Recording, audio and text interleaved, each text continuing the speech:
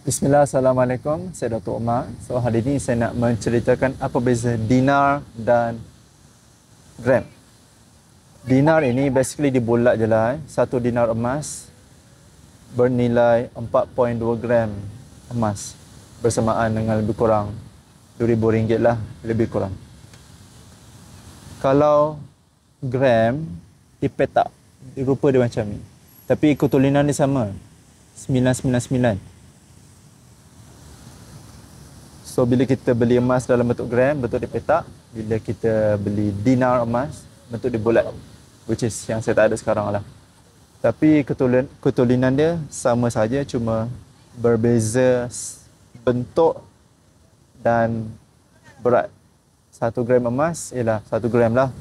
1 dinar emas bersamaan dengan 4.25 gram emas.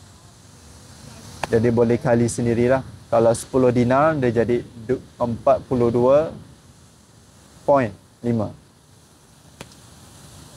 Dan dinar ni istilah orang Arab lah untuk bicarakan tentang emas. Jadi bagi sesiapa yang nak mulakan simpanan emas, boleh DM saya untuk saya bantu sebaiknya. Saya Datuk Umar. Follow me for more. Assalamualaikum.